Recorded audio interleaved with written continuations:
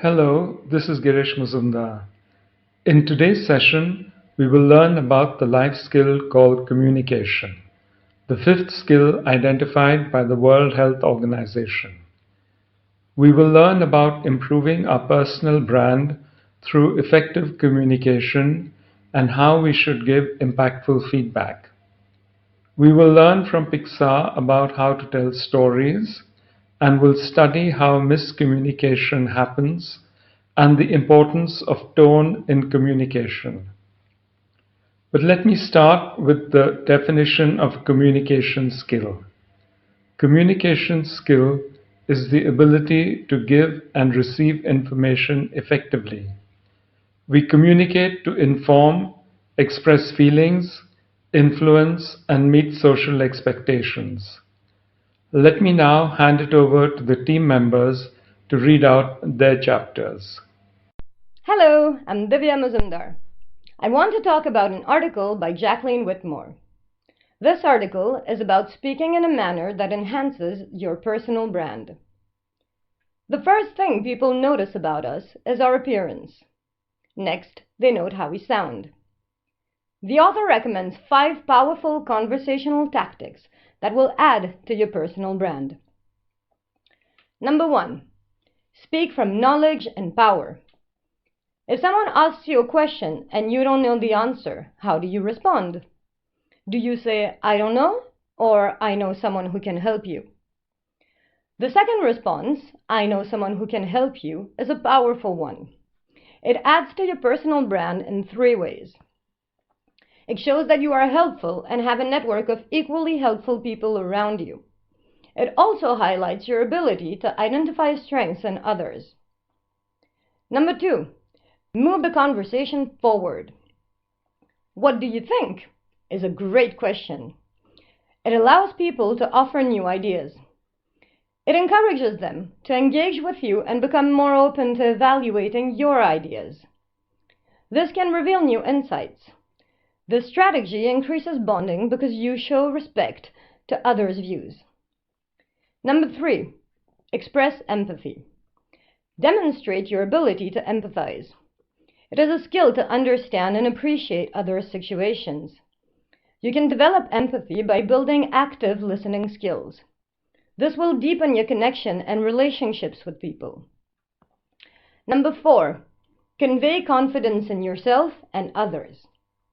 Whenever someone critiques you, accept their comments gracefully.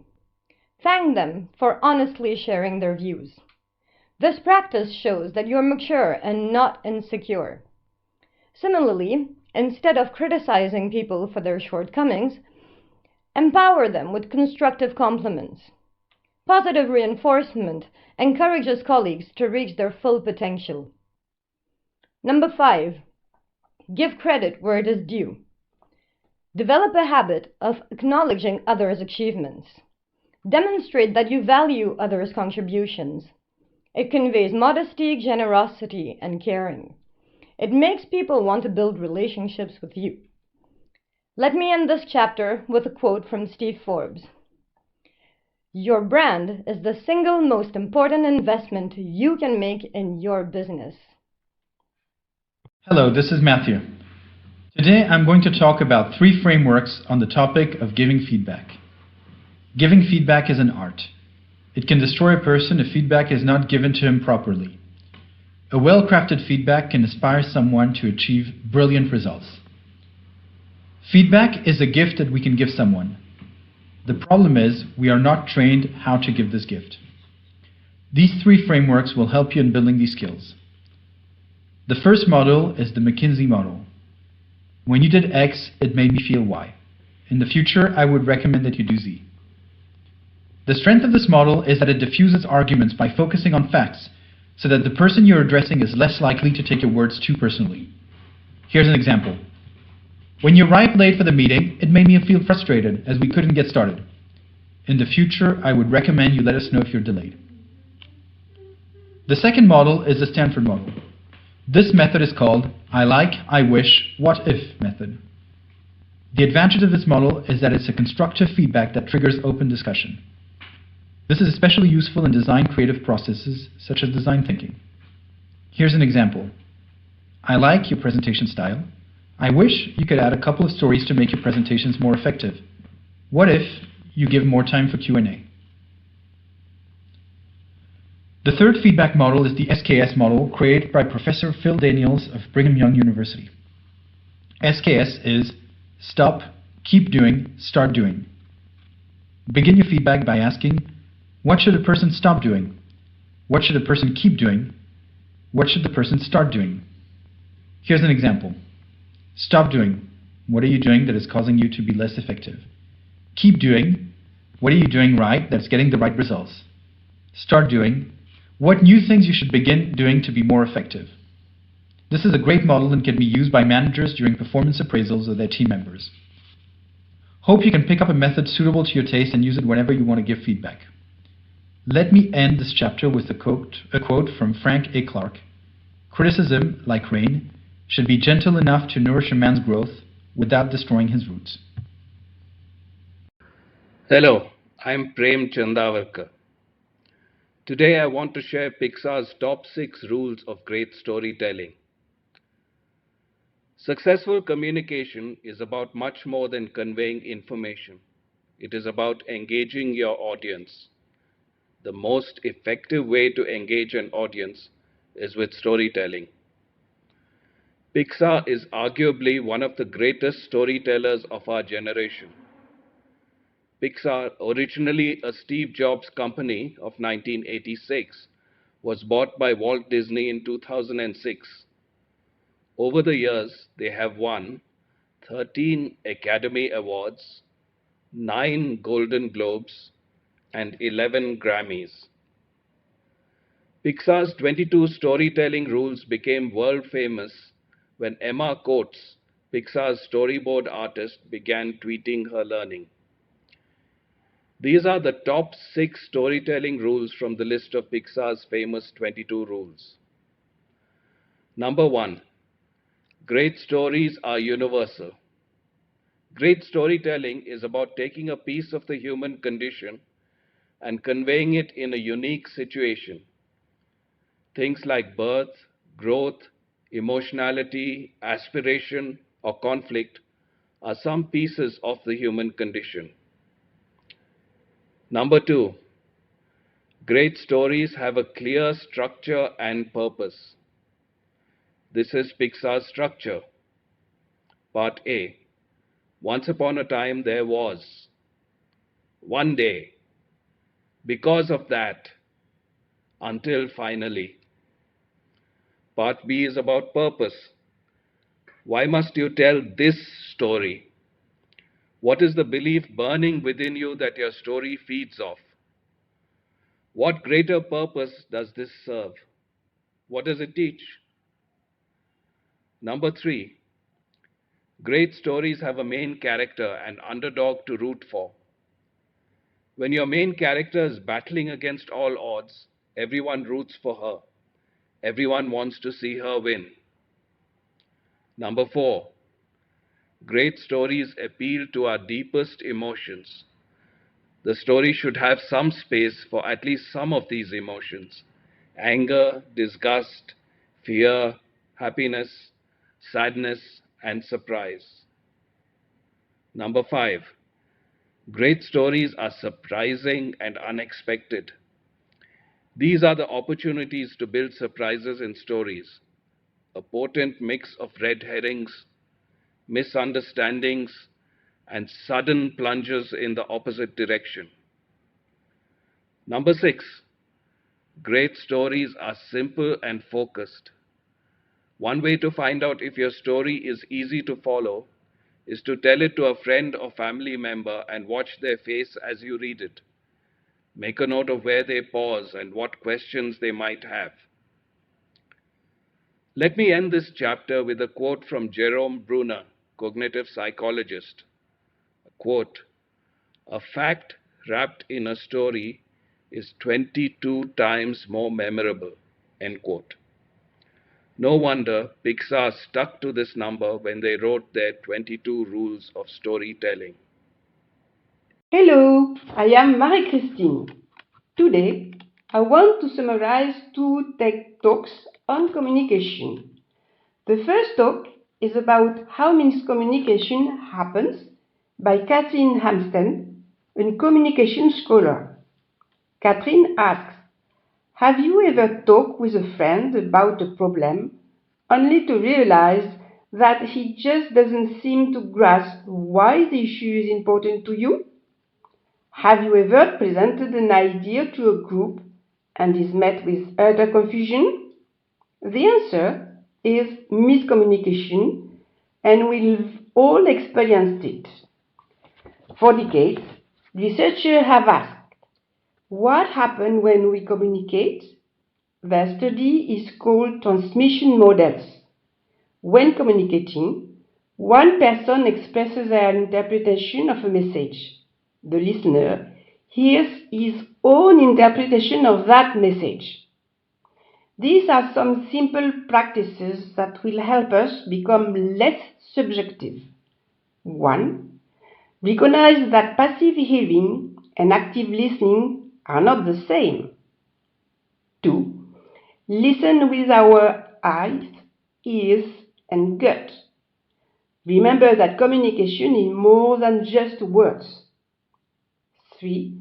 In the rush to express ourselves, it's easy to forget that communication is a two-way street. 4. Elements of our experience and our culture influence how we see the world. Don't assume that true perception is the absolute truth. The second talk is about the importance of tone in the digital age by Karim Youssouf, an artificial intelligence guru. Karim says that we very well know the importance of tone in communication. A right tone of communication creates magic. The same words, but a wrong tone, can create a feeling of tyranny. He gives an example of a digital interaction. Here is an example of tone in a SMS. You did what? These are words devoid of tone. The slight addition, such as exclamation marks, emojis, GIFs to the message, brings in more emotions. Behavioral analytics is a recent branch of business analytics. Behavioral analytics is collecting data from various digital sources to understand how consumers act and why. This helps in predicting how they are likely to act in the future. All this analysis helps organizations to make the right offer to the right consumer segment at the right time with the right tone. The ultimate purpose of all the analytics is to serve the right emotion. It helps build the right intimacy by providing appropriate messaging. Let me end this chapter with a quote from Khalil Gibran. Between what is said and not meant, and what is meant and not said, most of love is lost. Hello, this is Ila. Today I want to summarize 2 books on communication skills. The first book, Skill with People, is by Les Giblin, one of the pioneers of the personal development industry. Here's some actionable advice from Giblin. How many times do you talk to people about the most important subject, themselves? What is your style of making people feel important? Are you naturally agreeable? No one likes to be disagreed with. Do you allow someone to complete the topic of her conversation? Do you ask questions to know more? Have you helped someone reach their goal or target? Does your criticism create a positive impact? What's your style of thanking people? This is great advice to build our people skills. The second book that I would like to summarize for you is titled Made to Stick by Chip Heath. Chip is Professor of Organizational Behavior at Stanford. Chip proposes 6 principles of stickiness of ideas. He calls these the success template, SUCCES. The S stands for simple. A commander's instruction is very simple to stick when he says, "The single most important thing that we must do tomorrow is," and then say it simply. The U is the unexpected. Surprise gets our attention and interest keeps it. You get attention when you break your audience's guessing machines. You generate interest when you use mystery or create curiosity. The C is concrete. Abstraction makes it harder to understand. And remember, if you can examine something with your senses, it's concrete. The second C is credible. Compelling details and statistics give credibility to your ideas. An example of credibility is the Sinatra test, a line from his famous song, New York, New York. If I can make it there, I'll make it anywhere. For instance, if you've got the security contract for Fort Knox, it is a testimony of your expertise in the security business. If you cater a White House function, you can compete for any catering contract. The E stands for emotional. What's in it for you should be a central aspect of communication. The S stands for stories. Stories are a great part of communication. Stories can be classified in these 3 plots: the challenge plot, or a David and Goliath plot; the connection plot, story about bridging relationship gaps, for example, racial, religious, etc. The creativity plot, or MacGyver plot, solving a long-standing problem. Let me end this chapter with a quote from Aristotle. "Friendship is a single soul dwelling in 2 bodies." Hello, I'm Barbara Muzumdar. In this chapter, I want to summarize 2 movies about communication skills. The first movie is The King's Speech. This is a story about how King George VI overcomes his lifelong struggle with his speech impediment. During his first speech as monarch, he stammers in front of thousands of listeners. Because of this perceived failure, he feels unfit to become king. To remedy the situation, the king engages an unorthodox speech therapist named Lionel Logue.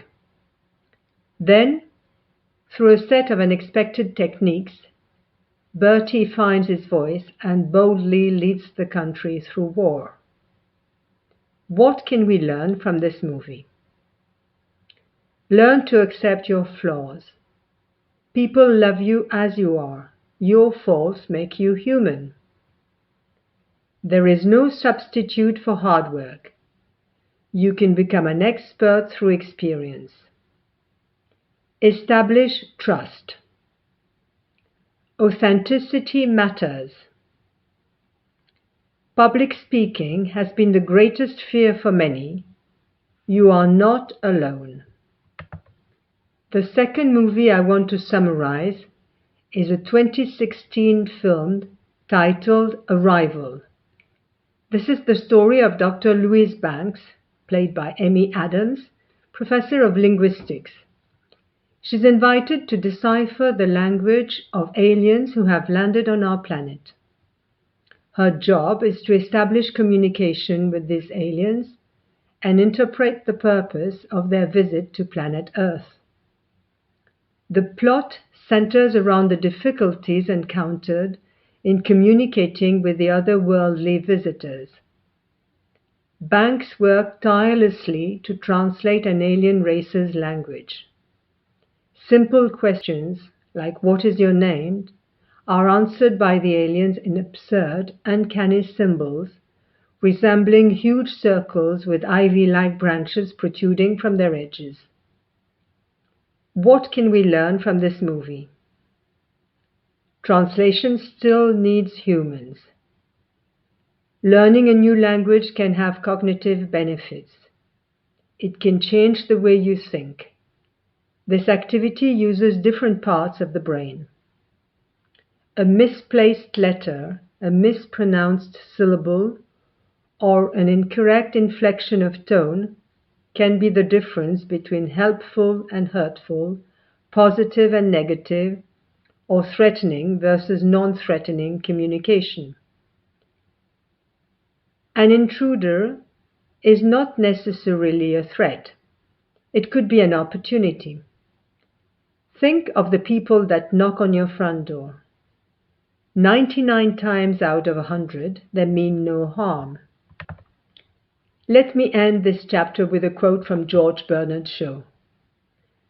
The single biggest problem in communication is the illusion that it has taken place. Hello, I'm Tanya Mendonça.